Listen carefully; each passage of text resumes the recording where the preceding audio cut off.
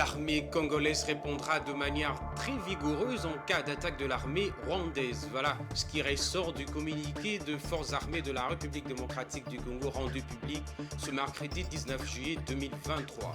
Vous suivrez dans ce journal le porte-parole de FARDC, le général-major Sylvain Ekenge, qui fait le point de cette déclaration. Et puis, en international, une grande nouvelle vient de tomber. Le président russe Vladimir Poutine ne participera pas au sommet de BRICS qui se tiendra au mois d'août prochain, annonce faite par la présidence sud-africaine. Mesdames et messieurs, voilà le principal titre de cette grande édition d'information. Bonsoir et bienvenue à ce journal. Les forces armées de la République démocratique du Congo alertent l'opinion nationale et internationale d'une attaque en territoire congolais que l'armée rwandaise prépare. L'armée congolaise qui se base sur un communiqué publié précédemment par Kigali dévoilant ses intentions promet de répondre très vigoureusement en cas d'attaque de l'armée rwandaise. Je vous propose de suivre le général-major Sylvain Ekenge, porte-parole de FARDC. Les forces armées de la République démocratique du Congo portent à la connaissance de l'opinion tant nationale qu'internationale que, dans un communiqué diffusé ce 18 juillet 2023 par Kigali, le gouvernement rwandais s'apprête à envoyer ses troupes sur le territoire congolais. Selon les autorités rwandaises, l'incursion ainsi annoncée serait justifiée par l'imminence d'une attaque supposée des FDLR-FOCA contre le Rwanda à partir du territoire congolais. Face à ce fallacieux prétexte, les forces armées de la République démocratique du Congo déclarent qu'il s'agit d'une fuite en avant destinée à préparer l'opinion et admettre et comprendre. Face à ce fallacieux prétexte, les forces armées de la République démocratique du Congo déclarent qu'il s'agit d'une fuite en avant destinée à préparer l'opinion, à admettre et comprendre la commission par les forces de défense du Rwanda d'autres crimes crapuleux et actes de violence ignobles pour pérenniser mort et désolation ainsi que l'insécurité et la terreur dans la population congolaise. En effet, les forces armées de la République démocratique du Congo tiennent à préciser que déjà actives dans plusieurs localités des territoires de Masisi, Nyiragongo et Rutshuru en République démocratique du Congo, les forces de défense du Rwanda veulent, par ce communiqué, officialiser leur présence sur le sol congolais afin de cacher et effacer de la mémoire collective tous les crimes, massacres et autres atrocités déjà commis à Kishiché, Kalake et le 16 juillet dernier à Bukombo dans le territoire de Rutshuru où ces terroristes ont fauché la vie à une vingtaine de paisibles Congolais. À ce propos, les forces armées de la République démocratique du Congo, qui condamnent avec véhémence cette duplicité et cette ruse qui sont depuis toujours la seconde nature des forces de défense du Rwanda, indiquent que tout en étant respectueuse de tous les engagements internationaux et de l'intégrité territoriale de chaque pays, notre armée ne permettra jamais de servir de base arrière à la déstabilisation d'un pays voisin à partir de notre territoire, à l'instar de ce que les forces de défense du Rwanda et leurs forces supplétives ont effectué en attaquant et en occupant quelques localités dans le Nord Kivu. Prenons à témoin l'opinion nationale et internationale. Les forces armées de la République démocratique du Congo déclarent qu'en cas d'attaque de manière officielle du territoire congolais par les troupes terroristes des forces de défense du Rwanda et leurs laquais du M23, les forces armées de la République démocratique du Congo se réservent le droit de répondre très vigoureusement.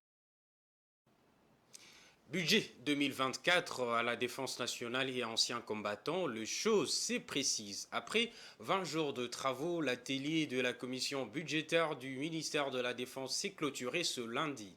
Les experts de ces ministères, le responsable de FARDC et ceux du secrétariat général à la Défense se sont résolus d'apporter les amendements les amendements au budget programme vers lequel le FARDC vont migrer.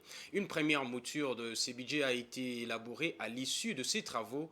C'est le secrétaire général à la Défense nationale, le général-major Marcel Lukwikila, qui a présidé cette cérémonie. Suivez.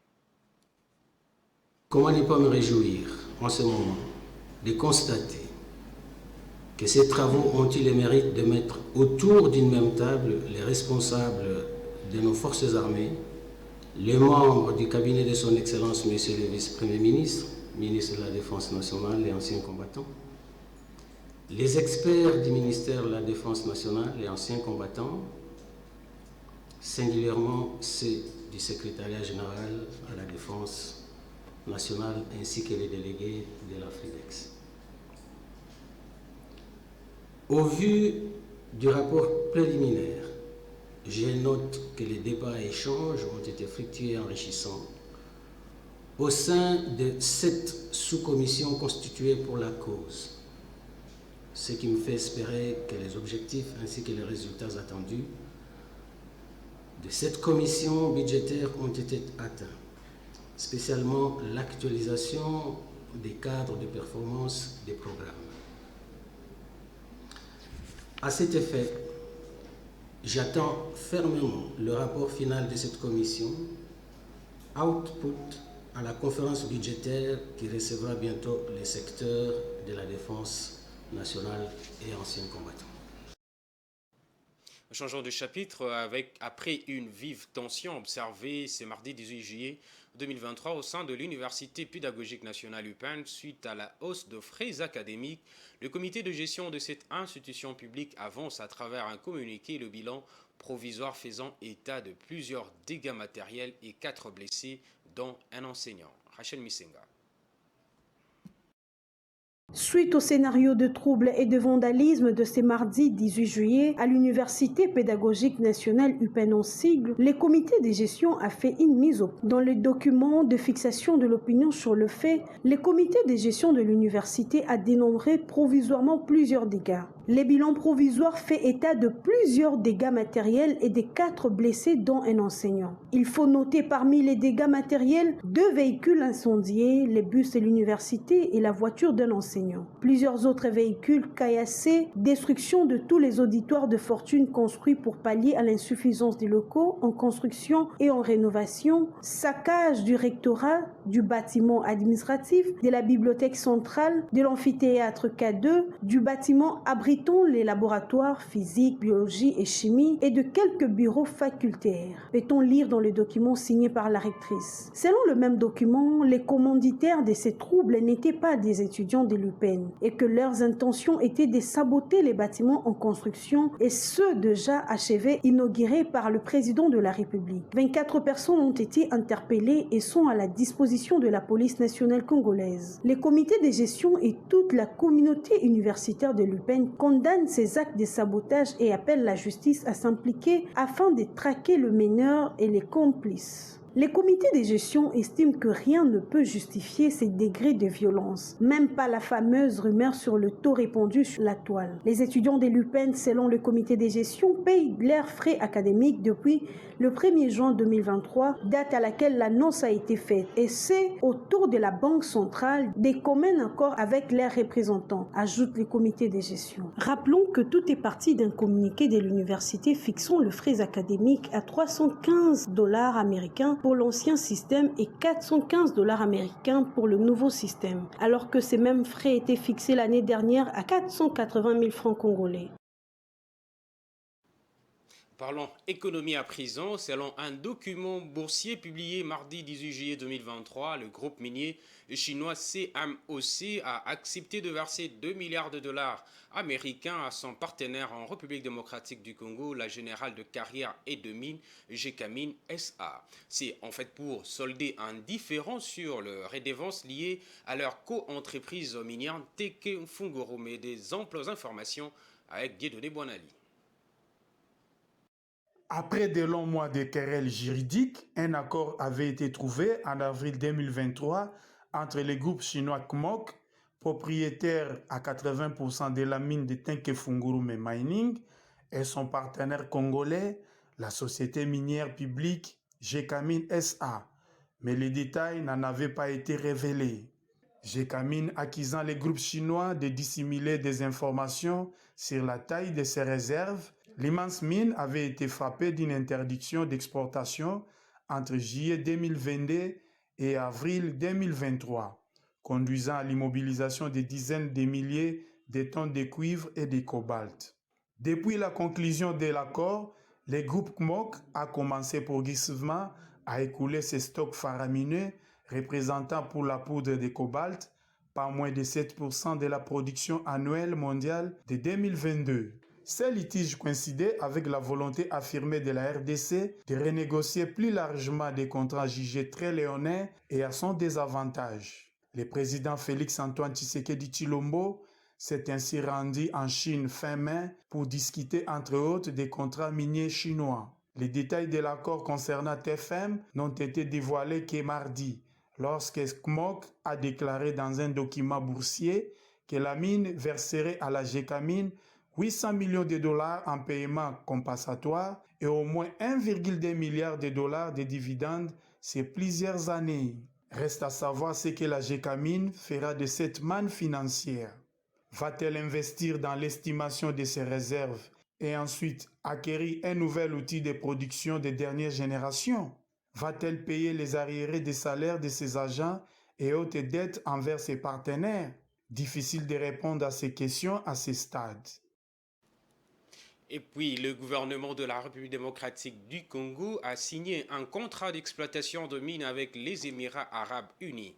En présence du président Félix Tshisekedi, un accord pour une joint venture a été signé lundi 17 juillet entre la Sakima et Primera Mining, une entreprise émiratite qui apporte une enveloppe de presque 2 milliards de dollars américains. Le président congolais a pour l'occasion reçu une délégation venue des Émirats arabes unis qui a été conduite par Sheikh Shakbout Nahan Al-Nahan, ministre des Émirats arabes unis. Patrick Ilunga.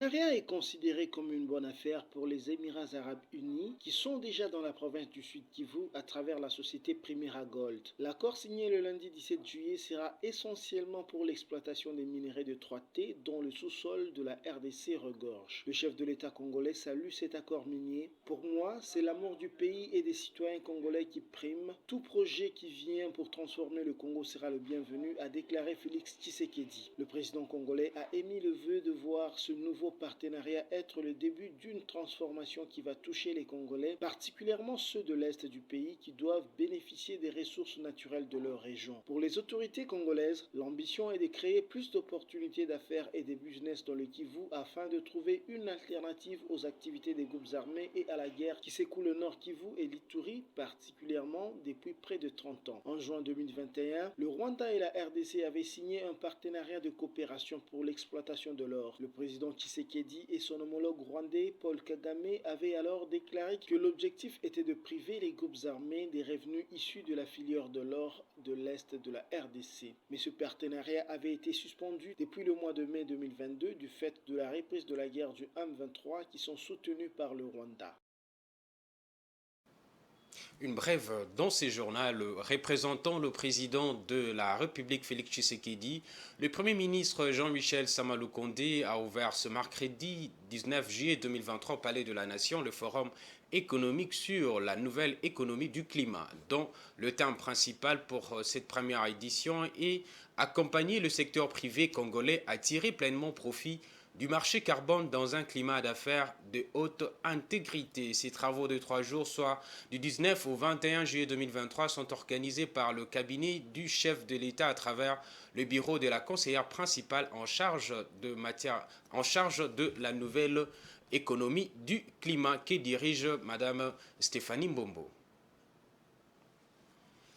Dans un autre chapitre, le membre du secrétariat national permanent de la coordination du suivi de la mise en œuvre de la résolution 1325 du Conseil de sécurité des Nations Unies sur le femmes, la paix et la sécurité en République démocratique du Congo sont en atelier de renforcement de capacité.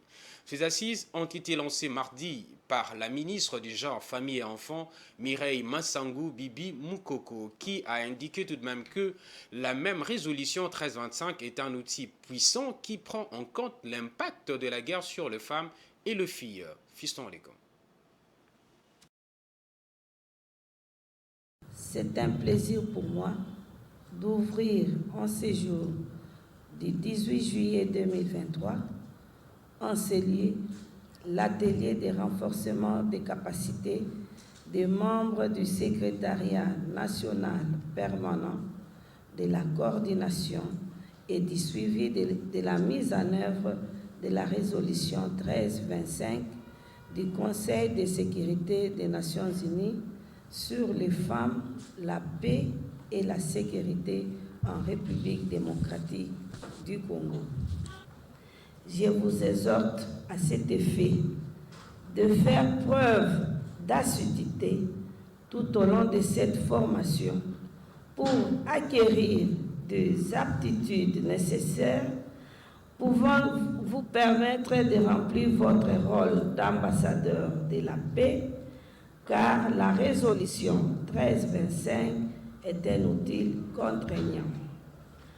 En ce qui me concerne, je vous rassure de mon attachement à l'agenda femmes, paix et sécurité qui est parmi les prioritaires de mon ministère. Et attendez-vous des performances qui vont impulser des avancées significatives avec la participation des partenaires techniques et financiers ainsi que des organisations de la société civile.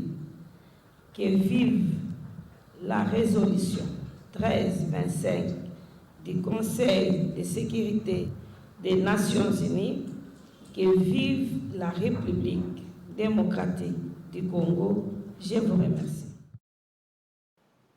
C'est depuis ce mardi 18 juillet que le président de l'Assemblée provinciale du Kasaï oriental, Kalalaka Bongo, Malé Bongo, a été déchu par le député provincial. Neuf griefs sont portés à sa charge, entre autres l'incompétence à conduire correctement le débat, les détournements de fonds alloués aux députés et du personnel et du fonctionnement de cet organe délibérant et la violation de son règlement intérieur. Rachel Missinga, Stani Samba.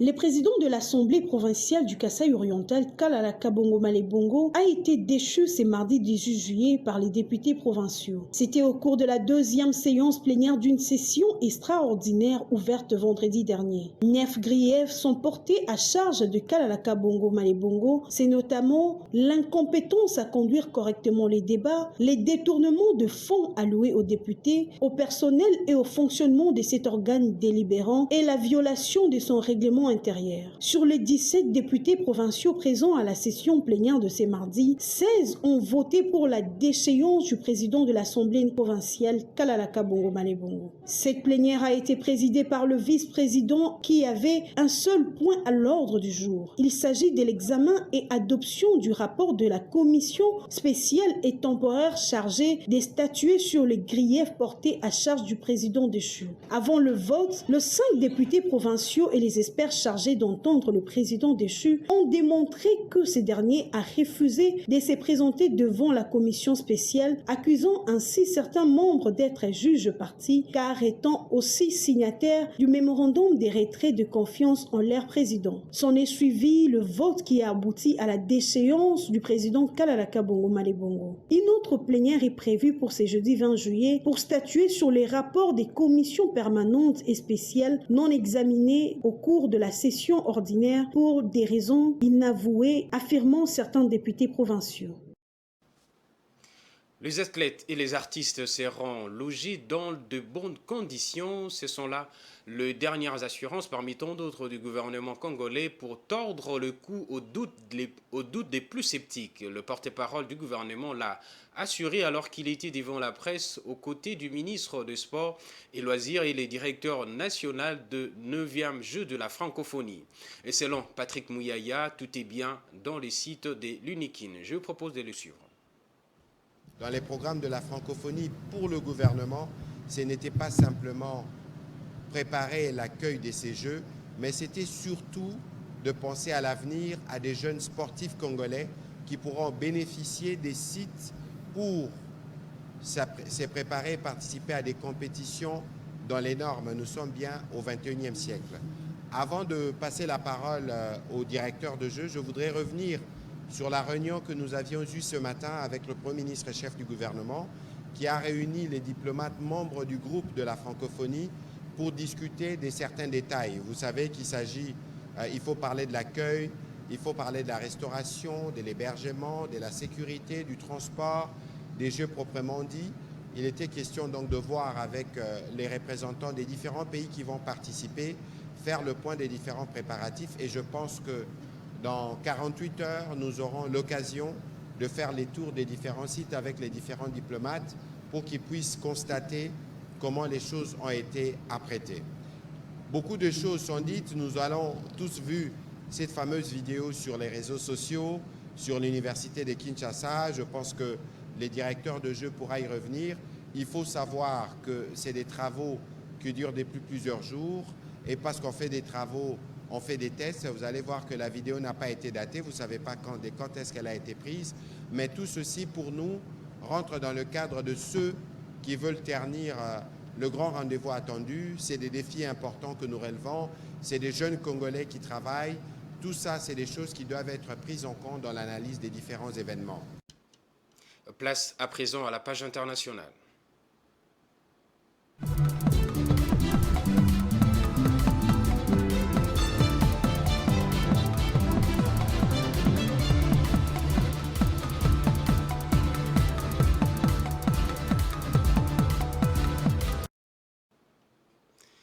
Dans une note adressée à la Commission européenne au courant de ces mois de juillet, le ministère sud-africain du Commerce, de l'Industrie et de la Concurrence a estimé que le mécanisme européen d'ajustement carbone aux frontières favorisera les exportations de pays riches vers l'Union européenne et augmentera la pauvreté, le chômage et les inégalités dans le pays en développement. Ces mécanismes, qui devraient entrer en vigueur en octobre 2023, mettraient en péril 1,5 milliard de dollars d'exportation annuelle de l'Afrique du Sud, qui produit plus de 80% de son électricité à partir du charbon. Suivez cet élément. Une absence remarquée et une épine retirée du pied des dirigeants sud-africains. Le président russe Vladimir Poutine ne participera pas au sommet des BRICS organisé fin août à Johannesburg. Les 5 puissances émergentes qui composent le groupe, à savoir le Brésil, la Russie, l'Inde, la Chine et l'Afrique du Sud, se regroupent tous les ans depuis 2009. Problème cette année, l'un de ses représentants, Vladimir Poutine, est visé par un mandat de la Cour pénale internationale, la CPI, pour crimes de guerre en Ukraine. Des accusations que Moscou nie et une situation délicate pour l'Afrique du Sud, restée proche de la Russie, mais qui aurait dû, en tant que membre de la CPI, arrêter le chef d'État russe à son entrée sur le territoire. Depuis plusieurs mois en coulisses, des discussions avaient lieu pour dissuader le dirigeant russe de se rendre au sommet. La Russie sera finalement représentée par son ministre des Affaires étrangères. Veuillez nous excuser pour ces désagréments techniques. Là, vous venez de suivre l'élément qui concerne la fin de spéculation sur la participation de Vladimir Poutine au sommet de BRICS. Selon la présidence sud-africaine, le président russe ne prendra pas part à ces sommets. Il sera représenté par le ministre des Affaires étrangères russe, Sergueï Lavrov. Voilà, nous tendons vers la fin de ce journal, mesdames et messieurs. Avant de nous quitter, voici le rappel de titre.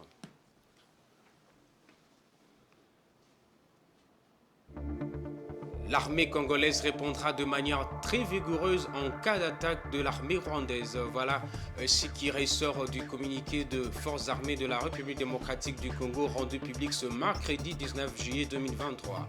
Vous avez suivi dans ces journaux le porte-parole de FRDC, le général-major Sylvain Ekenge, qui a fait le point de cette déclaration. Et puis en international, une grande nouvelle est tombée. Le président russe Vladimir Poutine ne participera pas au sommet de BRICS qui se tiendra au mois d'août prochain en Afrique du Sud. Annonce faite par la présidence sud-africaine. Voilà, c'est tout pour ces journaux. Mesdames et messieurs, merci pour votre aimable attention. Restez branchés sur le programme de Géopolis TV.